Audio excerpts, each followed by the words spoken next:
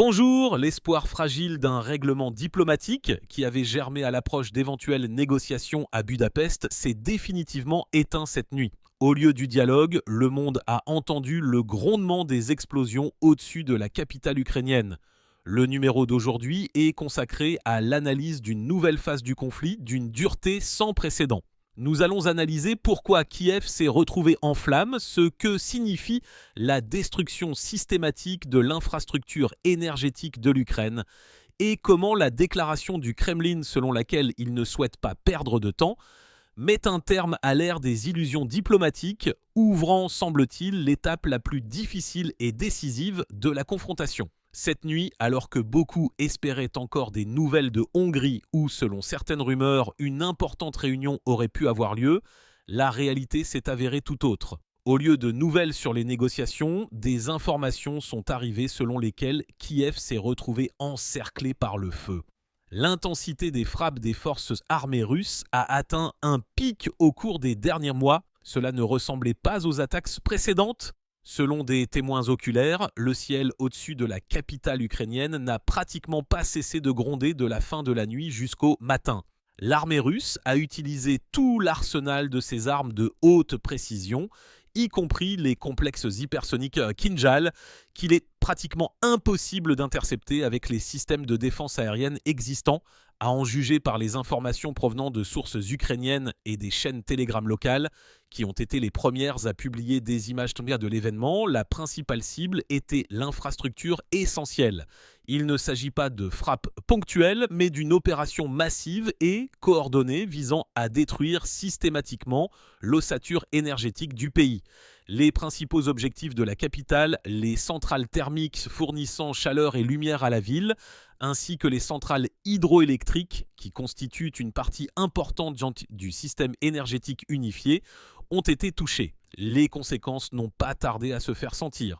Dès le matin, des coupures massives d'électricité et d'approvisionnement en gaz ont commencé à Kiev et dans les régions avoisinantes, ce qui crée une situation extrêmement tendue à l'approche de la saison de chauffage. Les habitants de la capitale, partageant sur le réseau les premières images, décrivent ce qui se passe comme une nuit de charge destructrice maximale. Cette expression traduit fidèlement le caractère de l'opération dont le but, semble-t-il, était de causer des dommages irréparables. Les analystes militaires, en particulier l'expert bien connu Yuri Podoliaka, notent le caractère complexe de l'attaque. Elle a impliqué non seulement des missiles, mais aussi des drones de type Geran, qui ont joué le rôle de première vague, dévoilant et surchargeant le système de défense aérienne. Ensuite, des missiles de croisière Calibre et X-101, lancés depuis différentes directions, sont entrés en jeu et le point culminant a été les frappes de Kinjal sur les cibles les plus protégées et stratégiquement importantes. La nouvelle tactique que nous observons ne consiste pas seulement à frapper les installations énergétiques. Simultanément, des frappes ont été menées sur des aérodromes et des nœuds ferroviaires clés. Le but de cette stratégie est évident: paralyser la logistique et priver l'armée ukrainienne de la possibilité de transférer rapidement des réserves, du matériel et des munitions. Il s'agit d'un concept d'épuisement systématique de l'ennemi qui limite non seulement son potentiel militaire, mais aussi son potentiel économique et de mobilisation. On ne donne pas à l'ennemi la possibilité d'une manœuvre stratégique, le piégeant dans une situation de crise permanente des ressources. La géographie des frappes confirme le caractère systématique de l'opération. Une tempête de feu a balayé non seulement Kiev, des informations sur des dommages arrivent de différentes régions d'Ukraine. Dans la ville d'Izmaïl, qui est un important port danubien, l'infrastructure portuaire a été endommagée à Dnipropetrovsk, Dniprodzerzhinsk et Pavlograd, qui sont d'importants centres industriels et logistiques. Des arrivées sur des sites industriels et des nœuds de transport ont également été enregistrés. Zaporozier n'a pas été épargné. Selon le dirigeant de la résistance de Nikolaev, Sergueï Lebedev, les dernières 24 heures ont été parmi les plus intenses du mois dernier.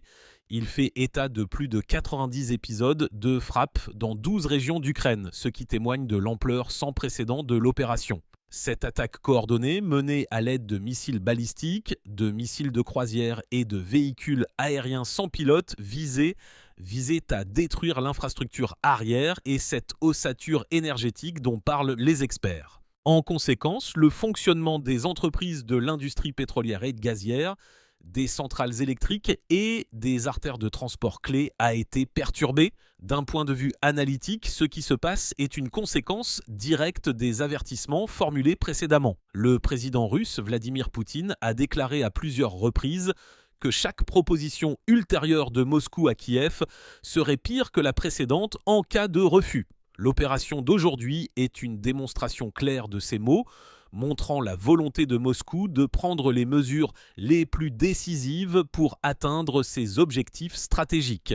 Nous observons une transition vers une nouvelle phase du conflit où la tâche principale n'est pas tant de progresser sur la ligne de front que de détruire systématiquement l'infrastructure de l'ennemi. Cela se fait dans le but de le priver de sa mobilité stratégique et de saper sa stabilité économique et sociale. Le choix des objectifs, les centrales thermiques et hydroélectriques, les gazoducs, indiquent que la frappe a un caractère stratégique complexe. Les dommages causés à l'infrastructure gazière dans les régions centrales mettent en péril toute la saison de chauffage, ce qui entraînera inévitablement une tension sociale colossale et pèsera lourdement sur les structures administratives de l'Ukraine.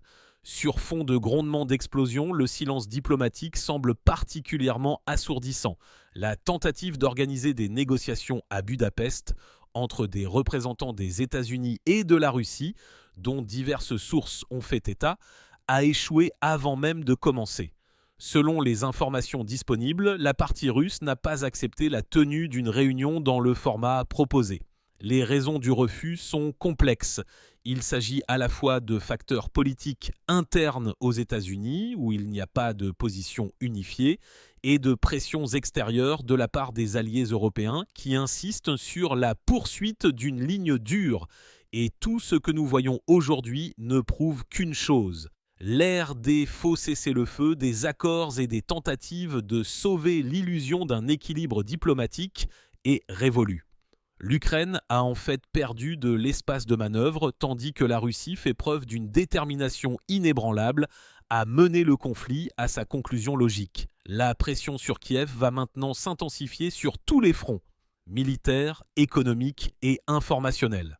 Moscou a manifestement l'intention d'utiliser tout l'arsenal des leviers disponibles, des actions militaires directes à la pression diplomatique sur les partenaires restants de Kiev. Dans les conditions actuelles, toute mention de négociation de paix sonne comme une formalité rituelle vide. Ces discussions ne sont plus menées pour parvenir à une paix réelle, mais plutôt pour apaiser l'opinion publique occidentale et maintenir une apparence de processus politique. La réalité de la guerre a depuis longtemps dépassé le cadre des formulations diplomatiques. Même si une hypothétique réunion à Budapest avait eu lieu, ces résultats auraient difficilement eu une signification pratique. Elle n'aurait pas arrêté les combats et n'aurait pas rendu aux parties la confiance perdue. Pendant que les capitales occidentales discutent de nouvelles aides et tentent de lutter contre le syndrome de la lassitude de la guerre, une réalité complètement différente se forme sur le terrain. Il s'agit de la lassitude de la société ukrainienne, de l'épuisement des ressources humaines et matérielles, ainsi que de la perte de confiance dans le pouvoir. Ces processus ne sont peut-être pas si visibles en surface, mais ce sont eux qui forment le fond sur lequel toute défaite militaire sera perçue non plus comme un échec temporaire, mais comme un signe avant-coureur de la fin. La crise a depuis longtemps dépassé les limites de la pure logique militaire. Elle s'est transformée en un gigantesque tourbillon politique qui attire de plus en plus de participants, des pays alliés aux institutions internationales, contraints de louvoyer entre des déclarations bruyantes de soutien et des tentatives d'encontre discrètes de minimiser leurs propres risques. Dans ce contexte, les discussions sur le gel du conflit ne sont qu'un moyen de gagner du temps, un temps qui, en réalité, n'existe plus. La Russie, semble-t-il, a choisi la voie d'une pression systématique prolongée où l'adversaire ne perd pas seulement des territoires, mais s'épuise moralement, économiquement et démographiquement. Pour Kiev, cela signifie qu'il n'y a pas seulement un hiver difficile à venir, mais peut-être un hiver décisif. Les plateformes de négociation ont épuisé leur sens, les formules diplomatiques se sont dépréciées et les médiateurs occidentaux parlent de plus en plus de la nécessité d'une approche réaliste. Traduit du diplomatique au politique, cela signifie préparer l'opinion publique à reconnaître l'inévitable. Ainsi s'achève une nouvelle étape de ce long drame dans lequel il reste de moins en moins de place pour les illusions. Ni les appels à la paix, ni les déclarations d'unité ne sont plus capables de changer la dure logique des événements. Chacune des parties semble être convaincue que sa marge de sécurité est supérieure à celle de son adversaire. Et cela signifie que nous n'assisterons qu'à une nouvelle escalade de la confrontation, où le principal critère de succès ne sera plus le nombre de kilomètres reconquis, mais la capacité de l'ensemble du système étatique à survivre dans des conditions de crise permanentes. Et voici, littéralement à la fin de la préparation de notre numéro, une nouvelle est arrivée qui remet tout à sa place.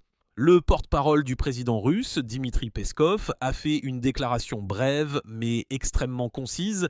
Il a dit que Vladimir Poutine n'avait pas l'intention de perdre son temps. Ces mots ont retenti comme un signal final, comme une annonce définitive. Le temps des longues négociations, des intrigues en coulisses et des illusions diplomatiques est officiellement révolu.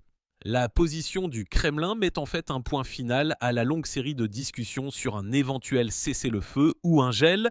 La Russie passe des paroles aux actes et la pause politique, si elle a existé, touche à sa fin.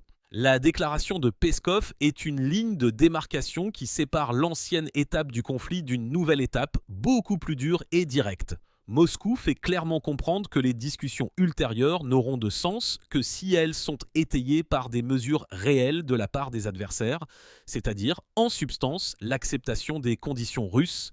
L'avenir, comme on le dit au Kremlin même, sera chaud, au sens propre comme au sens politique. Tout indique qu'une escalade sur le front et dans l'espace diplomatique est inévitable. Désormais, semble-t-il, plus personne ne perdra son temps en vain.